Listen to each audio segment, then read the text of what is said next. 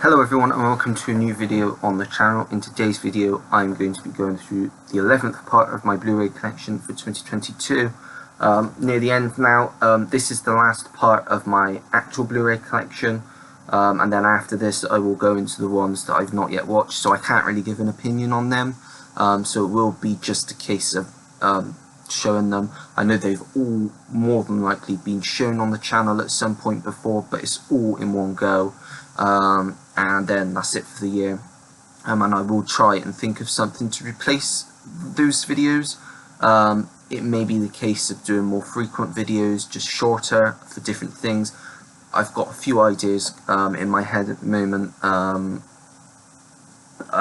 For example, what's coming out like in cinemas on streaming for the following month, stuff like that people might be interested in seeing. I mean, if I do that, then it can literally only be a video once a month, but it's just keeping it fresh and changing it up. My review videos will still be going. I've recorded all of them. I'm up to date now, bar 1 week, which I haven't actually written up my reviews yet, so I will still need to do that. And then hopefully next weekend I'll do that, write that up, do the video rather, and then I will be up to date. So you've got videos for pretty much all of May then. But yeah, I will get straight onto it with part 11, continuing from where we left off. We have Viceroys House. This is a really good true story, directed by Gurinder Chadha, who's directed films like Bend It Like Beckham, Blinded by the Light, lots of good films. And this is basically about the last Viceroy in India in 1947, played by Hugh Bonneville, as it's basically the final months of Britain ruling India, and just seeing, it's just interesting. It's got a great cast. You've also got Gillian Anderson, you've got Michael Gambon, you've got, what's his name, Puri, who was in East is East, and a lot of other great films. I think this was his last film, or last big film. But yeah, it's a really good, entertaining film. Well, interesting I should say, rather than entertaining. Yeah, and I really enjoyed it. Next up we have The Vow, a romantic drama starring Rachel McAdams and Channing Tatum. Also stars Jessica Lange and Sam Neill as Rachel McAdams' parents. And it's based on a true story, and it's about Rachel McAdams' character. Well, they both get in a car crash and she has amnesia and she can't remember anything about him, so they've got to kind of rebuild their love and start over again and see if they really do love each other. And yeah, it's a really good film, quite moving, and a great cast, great acting from everyone involved. And yeah, if you like these types of films, then you're definitely bound to enjoy this one. Next up we have The Walk, which is a Robert Zemeckis film starring Joseph Gordon-Levitt and Ben Kingsley, and it's about the man that walked over the Twin Towers, between the Twin Towers. This is a very tense film, especially towards the end. And it's just a really interesting film. I really enjoyed it. It's a really enjoyable film. I didn't think I'd like it as much as I did. But yeah, it was interesting, really enjoyable. If you like true stories, then you'll definitely like this one. Yeah, just really enjoyed it. Next up we have Walk the Line, directed by James Mangold and starring Joaquin Phoenix and Reese Witherspoon. Joaquin Phoenix obviously playing Johnny Cash. This is definitely my favourite music biopic, maybe even my favourite biopic. Just a fantastic film. I can't believe Joaquin Phoenix didn't win an Oscar for his performance in this. Reese Witherspoon did though. Just a really interesting film, really liked it. After watching this, I listened to Johnny Cash's music quite a lot more. And yeah, it's just his life was interesting. A lot of the people back then, a lot of the famous rock stars and singers had a lot of problems, and he was in with, like, I think he knew Elvis, and he was like in that sort of group, because there was a group of them when they were getting going. And yeah, just really enjoyed this film. Next up we have War Horse, Steven Spielberg film, one of his better films from recent years. It's a war film, but it's more centered on how far you'll go to get your horse, basically, because this, well, about the horse's strength really more than anything, because he's trying to find his way home. Yeah, it's just a really, really great film. Very moving. I haven't read the book, but I'm sure it's a great book. But yeah, really recommend that one if you're into those sorts of films. Next up, we have The Watch, which is a comedy starring Ben Stiller, Vince Vaughn, Jonah Hill, and Richard Ayoade.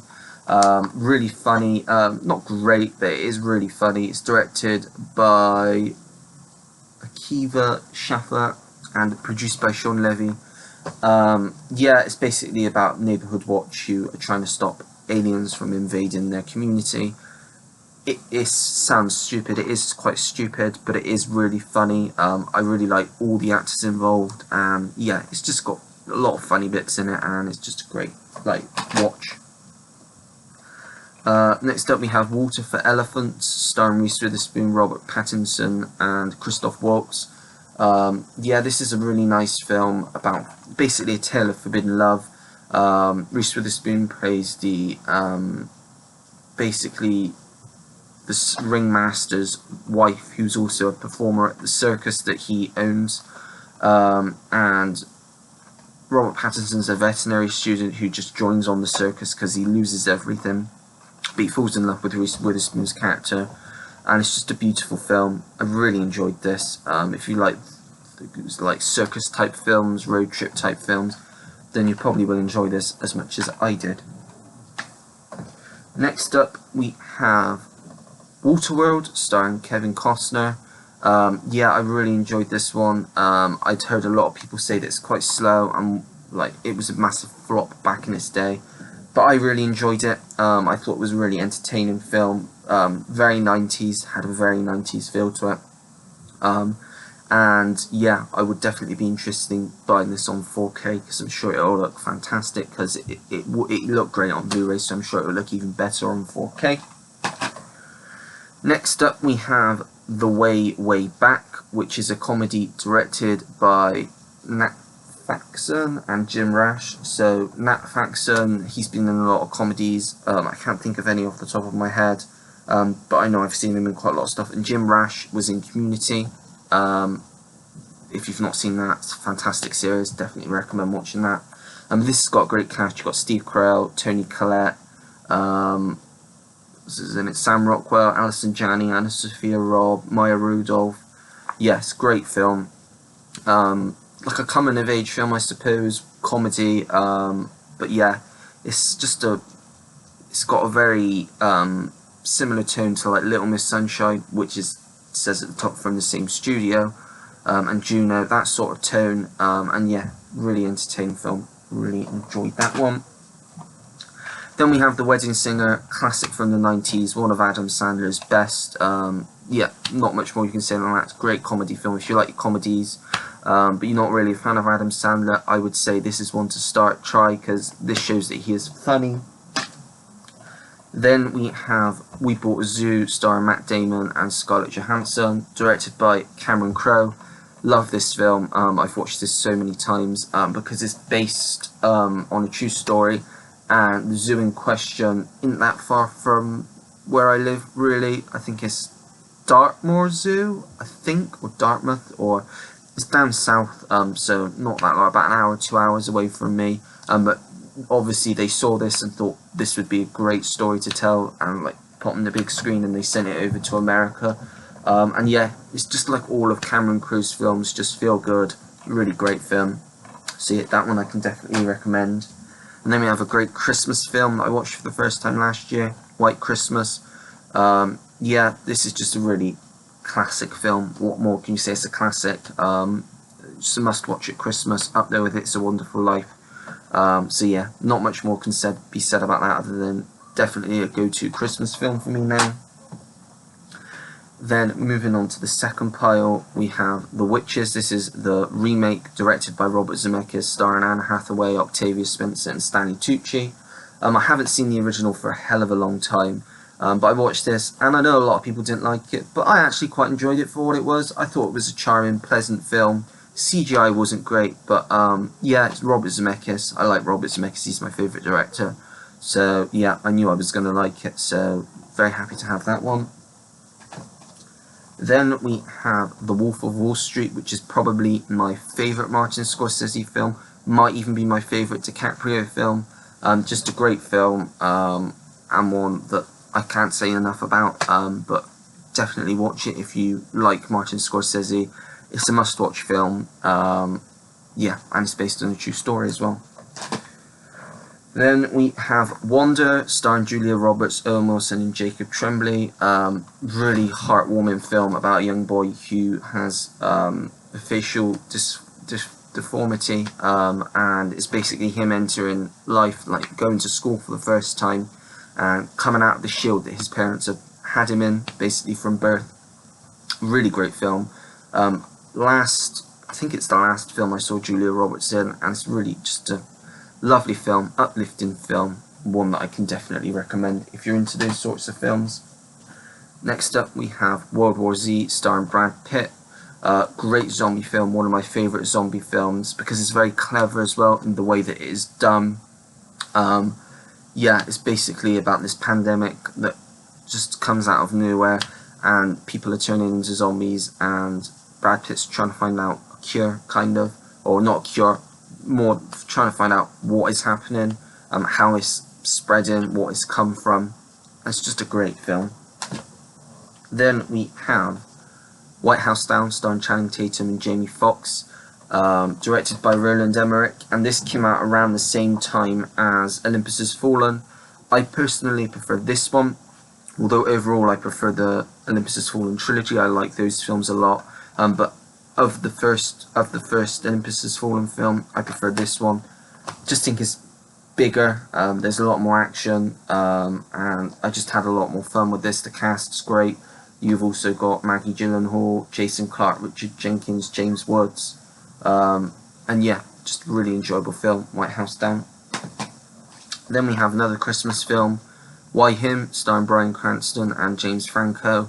Yeah, this is pretty funny, basically about a man who goes to visit his daughter's boyfriend for the holidays, and chaos ensues because they really don't get on, and he doesn't understand what she sees in this guy. Yeah, I like this. Pretty funny film. Then we have The Wrestler, starring Mickey Rourke, directed by Darren Aronofsky. Fantastic film. One of the only Mickey Rourke films I've seen, and this is probably the last film that I know of that he has done that he's been known to be good in. Really good film, quite sad as well, especially at the end. It's just a great drama. I think did it win any Oscars? If it didn't, it definitely was nominated for some, because it's just one of those films that's just fantastic, blows you away. Then we have Wyatt Earp, which is probably my favourite Western. I haven't seen Tombstone yet, I still need to watch that, but this one, it obviously stars Kevin Costner as Wyatt Earp, and you know, Dennis Quaid as Doc Holliday, and then you've also got Gene Hackman who plays his father. Yeah, just an epic Western film, really long, but I just really enjoy it. I love this one of my favourite Westerns, up there with Unforgiven and Open Range for me. So yeah, that's Wyatt Earp. Then we have Yes Man, starring Jim Carrey. One that is quite slept on, and one of the only comedy roles of Jim Carrey's that I've really enjoyed. It's quite funny. It's basically about a man and he has to say yes to everything, and obviously you can imagine the comedy that follows. Yeah, I really enjoyed this. This is actually from the director of the Ant-Man films, Peyton Reed. But yeah, you've also got Zooey Deschanel in this, Terrence Stamp's really funny in this as well, and Bradley Cooper. Yeah, if you like Jim Carrey, this is definitely the one that I can recommend to you. A few left. Next up we have X-Men, the Cerebro Collection. So this is the first 7 films. So you've got X-Men, X-Men 2, X-Men The Last Stand, X-Men Origins Wolverine, X-Men First Class, The Wolverine, and X-Men Days of Future Past. I have seen them all. I couldn't rank them because it's been a while since I've seen them all. But yeah, I like the X-Men films. Some of them I will get on 4K. For example, first 3, First Class and Days of Future Past, I will get on 4K because they have 4K releases. But the first 2 Wolverine films don't, so I will probably just keep this set for those films. Although they're not great films, but I still will watch them again, I expect. But yeah, that is the X-Men collection. Then we have Yesterday, another Danny Boyle film. I think this was the last film he directed. Yeah, I really like this. This is basically when a bloke is the only one that can remember anything about the Beatles, and he takes advantage of that and pretends that he's created these songs. Yeah, it's a really good film. Not the best Danny Boyle film, but I did enjoy it quite a lot when I saw it at the cinema, and I have seen it since and still enjoy it. So yeah, written by Richard Curtis as well, who's a great British, he's a national treasure, really, to put it simply. But yeah, that is Yesterday. Two more, and I'll show you these the same because they're two of the same films basically. Zombieland and Zombieland Double Tap. Love these films. Great comedy zombie films, up there with like Shaun of the Dead, and they're both really strong as well. This is a really strong sequel to this. I really need to get these on 4K because I'm sure they'll look great on 4K. But yeah, just really enjoyable films. I really like the Zombieland films, so yeah, that's Zombieland and Zombieland Double Tap. And that's it. So that is all of the films in my normal Blu-ray collection, as you can see behind me. To follow will be the ones that I've not seen. As I say, I will just be showing them because I don't have any thoughts on them yet.